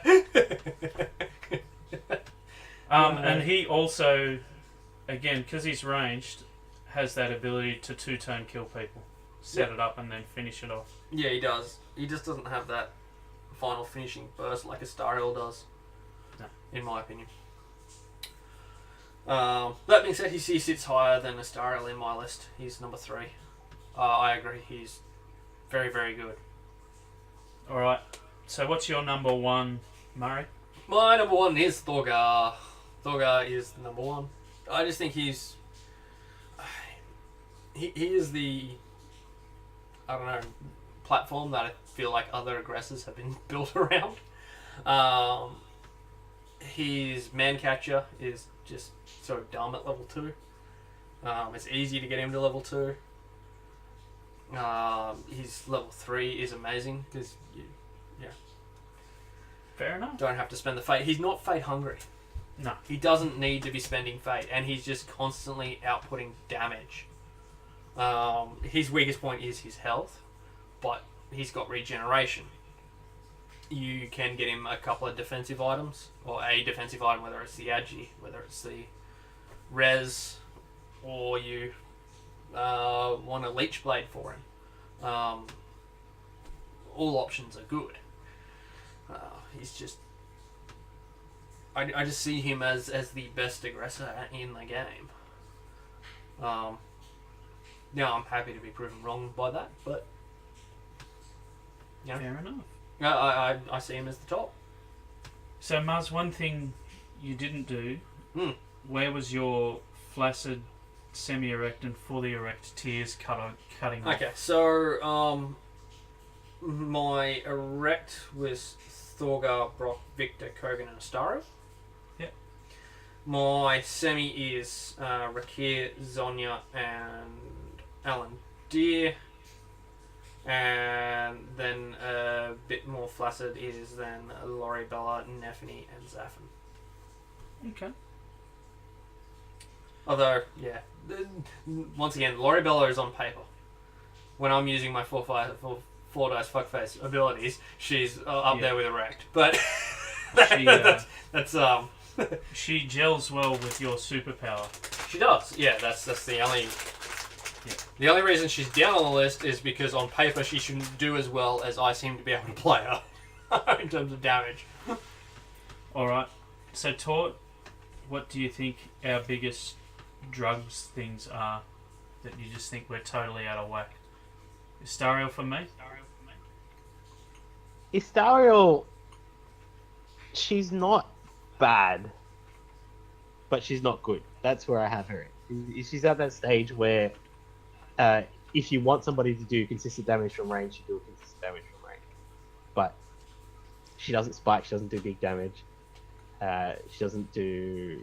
She's, fire strong, but and she will die.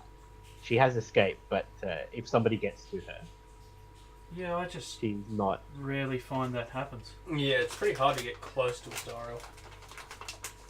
Yeah. Well, that being said, we are... But that's we are not what I talking think you're 5v5. most strong on Kobe.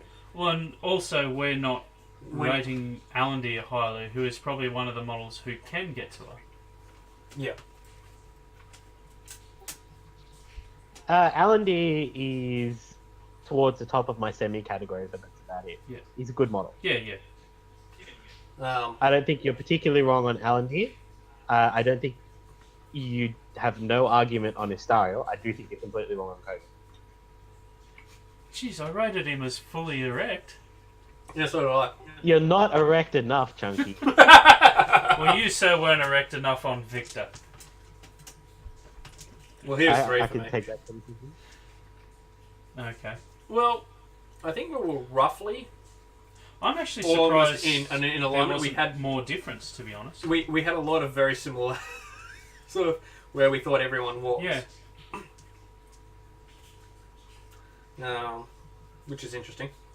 Chat people, which may only be guns. Where did you think we were way wrong? Yeah, who would you... Well, I think I think for guns, he would rate Rakir around 2 or 3. I don't know, he might even rank Rakir around number 1. He also seemed agreeant with me on Astario. Yeah, I reckon I will say Astario also he that rates I pretty think high. my 4 to 8, which is Alandir, Victor, Zonya, Rakira, Stario, which are my semis, I think they're all... The difference between those isn't big. No. I think the difference between Alandir and Brock is huge, but that those 5, I think, are at a kind of a very similar place. Yep. The only reason I don't rate Rakir higher is because he can be hit and miss. So he can either do really well for your team, or he can be a bit of a risk. Yeah, Because he's he's scary relying on on read. those dice rolls so much. Very streaky. Yeah. He'll either go ham or he won't. Like see. a certain former Arsenal striker. Yes. One thing I didn't mention in Victor's favour, oftentimes his ability to manipulate souls can get you a bit of a indirect damage increase by not needing a soul gazer, so you get more damage on the board. Is also another weird thing. Yeah. Yeah, I'd like to see how Victor goes on the swamp map. I'd like to see that. I haven't witnessed it. Junky's played it and said it was fun. Well, it depends what's in there. I've played it, he's super strong. Yeah. Yeah. He tends to be super strong in 3s in general. Because Algorath removing a model's activation is ridiculous in 3s. That and just having an extra model in 3s. Well, that too. Alright, so hopefully people's enjoyed that format. We've got at least another 3 months to rest on our laurels with this before we have to think of anything else. What do we want to do next? You've got your choice. We've got defenders, we've got supporters, we've got soul And gazers. soul gazers. I think the supporters is going to be the hardest. I we should think leave by them to far. last. Because, I think well, soul even gazers then, a are lot the of the least supporters I could interesting. fit into. Like, I could so easily put Piper in as a defender. So, Tort just said soul gazers are probably the least interesting. I'd probably agree with that, given that 2/3 of the output you're buying them for is exactly the same thing.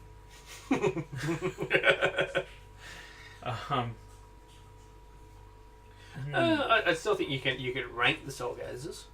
Alright, well, how about we go defenders next time? Defenders is good. I think that's a good idea. Because I might... Hang on, when are the Wave 2 models supposed to come out? So this is August. September, defenders. October will be about when Wave 2's coming out. So if we do Soul Gazers then, we should also have more interesting things to talk about to go along with them. Sound good? Sounds like a plan for me. Yeah. But saying, yeah, sounds good. But everybody knows sounds good. Well, Saiyan might have the most to do after that 2-action Soul Gaze. Yeah. She does the healing and she does the augury or the... Augury or the other Holy thing. Shield. Or, if she's high enough level, Bank Souls. Yeah. So, she's got... should we just call it now? Yeah? Yep. Okay, so we've all voted Sand the best. Yeah. Alright, so now that we've had... Soul Gaze is done. We've gone through our topics. Do we have the techno bullshittery available to just do our Discord chat? Full Discord chat? Full Discord chat. Yeah. Where anyone can talk to us on Discord. Oh, anyone Instead can of jump in just Tort. instead of just Tort. Yeah, if someone else wants to jump into Discord and chat with us, they certainly can. If they've got their opinions, guns, would you like to jump into Discord? No, he didn't say he doesn't rate Soul Gazer's guns. He just said they're probably the most boring to talk about. So if I can explain, Yes. I Well- don't think there's a bad Soul Gazer, There's not. There really is not a Um, bad Soul Gazer. and I don't think the difference between the best and the worst Soul Gazer is very large. And a lot of the things that separate the different Soul Gazers are not huge. So I think you're ranking them. It's essentially, you could almost roll a die and you wouldn't be wrong.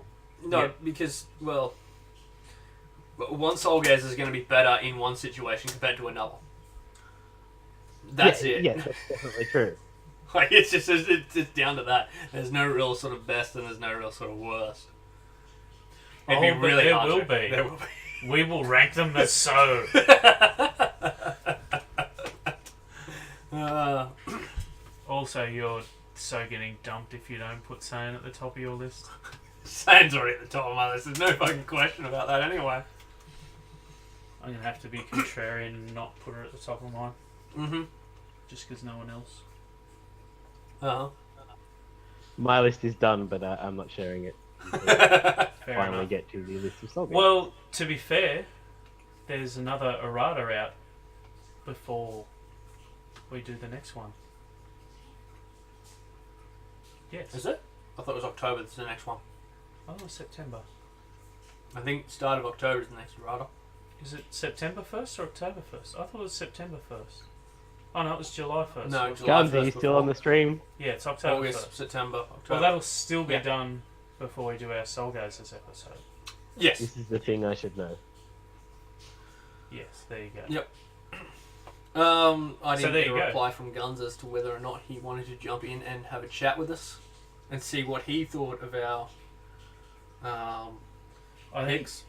I think Guns should do an article that promotes our stream and does his ranking. Yes, Guns now.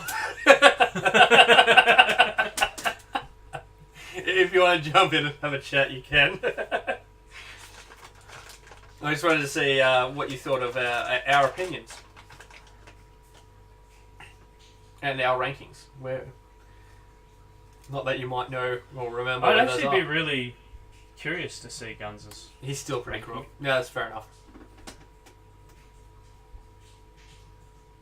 I didn't even know Guns's. Cool. No, that's why they didn't end up streaming Sunday night because apparently likely story. everyone in the family is sick, and I wonder if that includes Jeff. I was busy assembling my new computer You were. and asking Murray questions.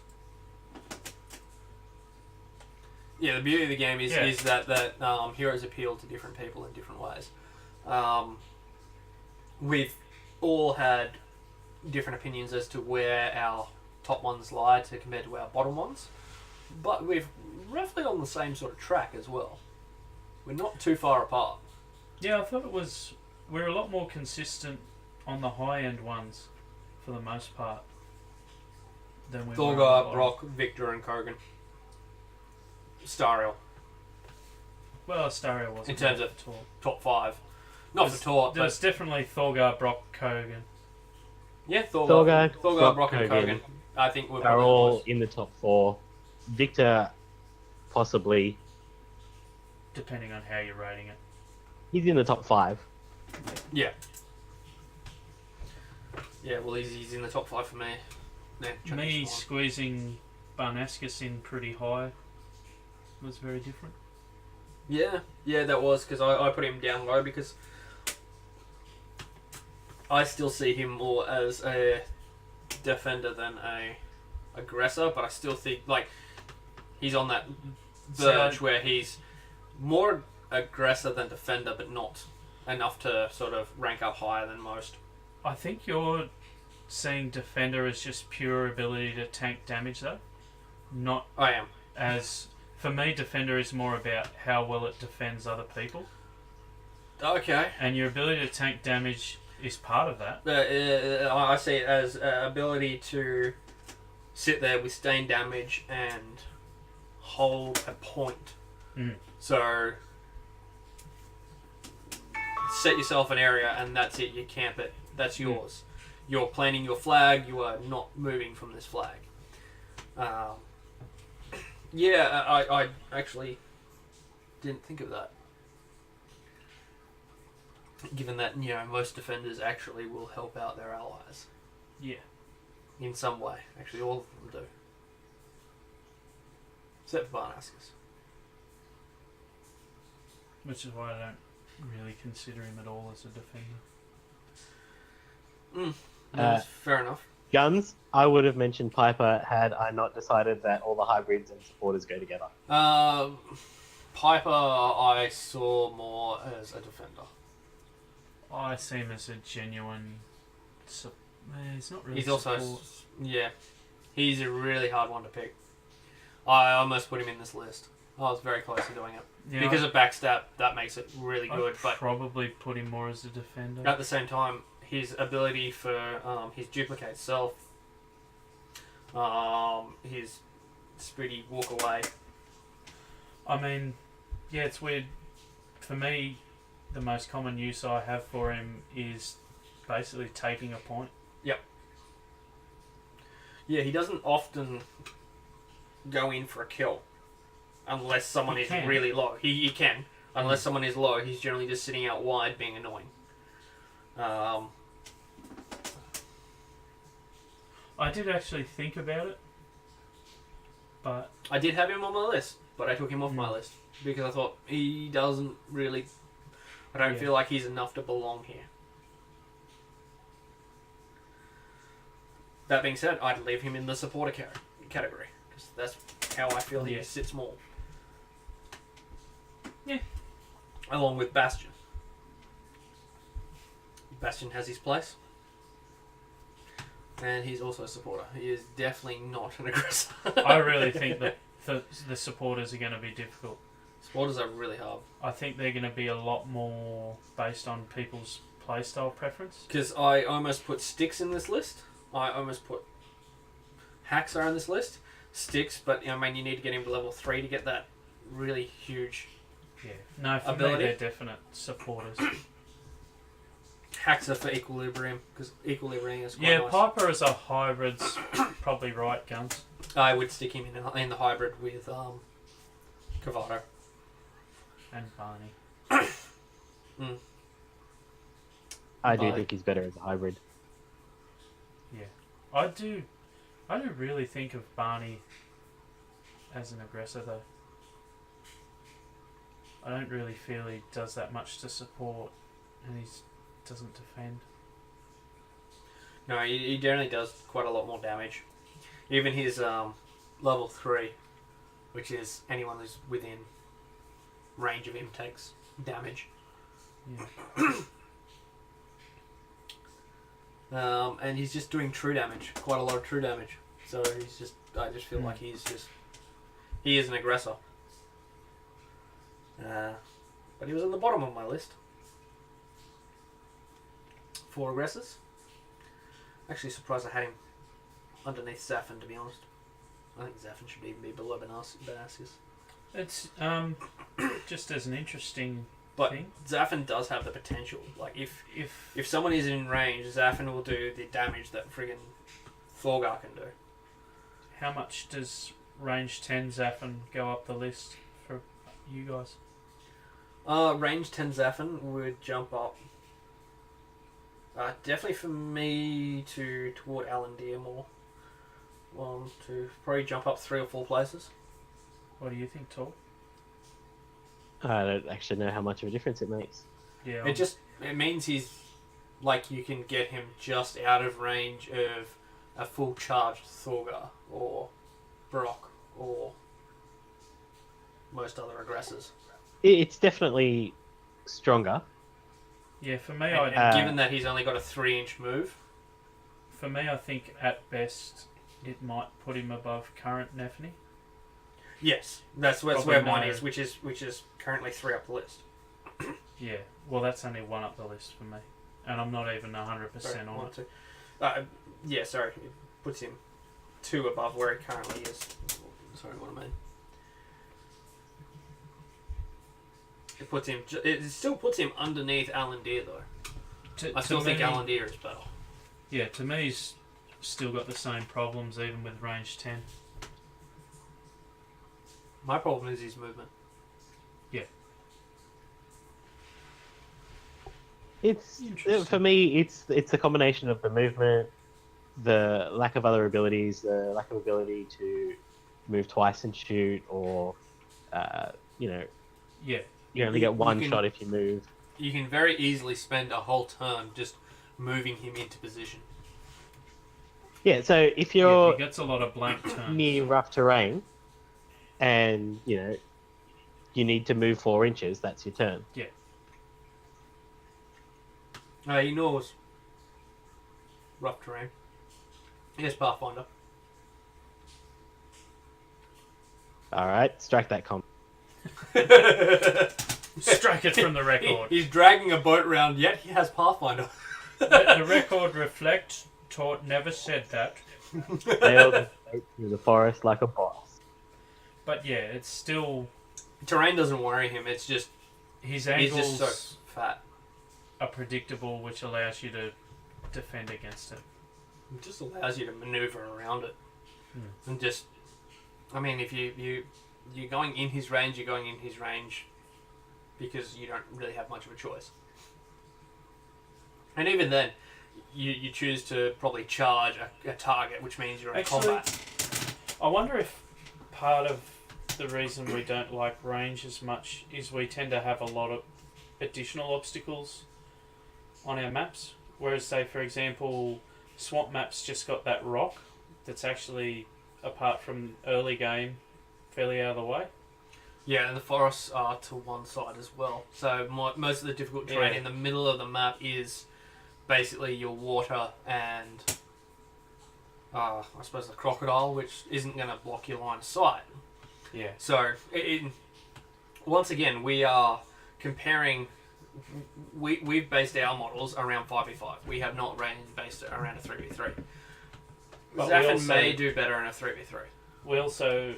Well, I think he would definitely do better in a 3v3 than he does in a 5v5. Well, I think it's also just the maps we normally play on, like the terrain we normally use. Like this one here has 2 additional hard cover points obstacles apart from the shrines. the 2 shrines. Yeah, which means you're shooting around. Yep. Corners quite a bit, trying to anyway. Whereas stuff like now, your cobblestone neoprene mat, that's got a forest in the middle, so that annoys the hell out of him. Yeah. But on the swamp map, he'd actually like the swamp map because he's got Pathfinder, so he doesn't give 2 hoots. Plus, it's just a more condensed map, so he's got a bit more, threat with his range 9 gun. So Zaffin, like if I was just if I was comparing him just on swamp map, he would certainly go higher up on my list in terms of if I take him or not. Maybe we never have to go away from this format. We just add more and more conditions. So best aggressor rankings. Swamp map. Swamp map. There's the aggressor ranks. Cobblestone. This appeals to my laziness. I'm actually pretty hyped for the new map that's coming out too, which is going to be a guns revealed to us actually in my painting stream. Oh. Which is actually going to be kind of a Mars look. Yeah. It's a bit of a red desert sort of look. 5v5 or 3v3? I think it was a 5v5 map. Ooh, I would love more 5v5 maps. I think it was a 5v5 map.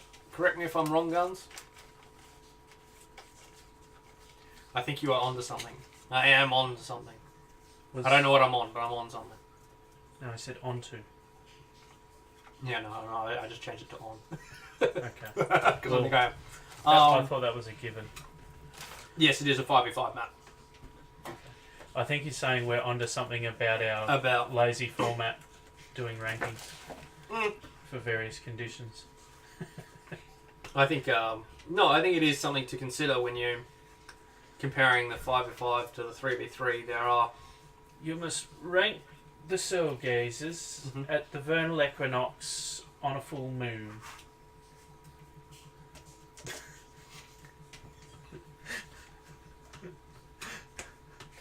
I just had to re-say that in my head because I was reading the chat at the same time.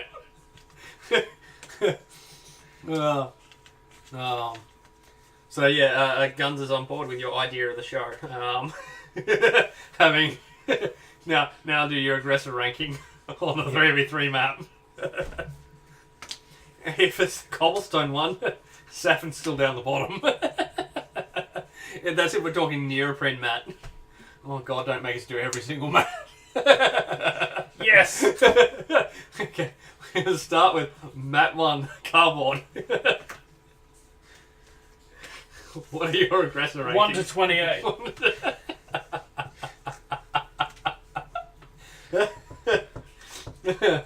Well, that's our show lined up for a year. Yeah. Well, that's like 5 years worth. Hang on, what are there now? There's 6 5v5 cobblestones. Yep. There's 12 of the 3v3s. Mm-hmm. So 17. And that's 17 months. 17 months. We're set for 1.5 years. On just aggressors.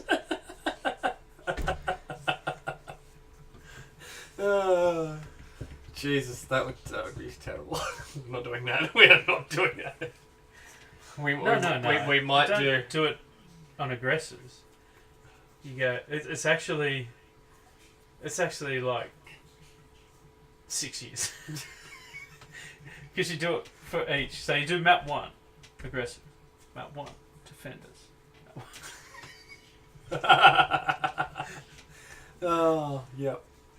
No, I think we just need to take it into consideration. And then we just do all that. Then we hold a Judgement Olympics every 4 years, and then we start again.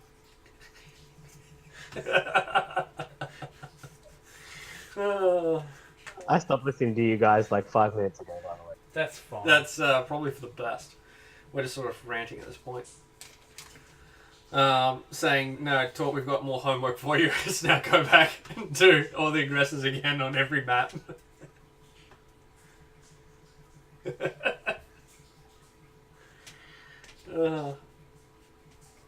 I think, yeah. I think we're petering out of content. We are.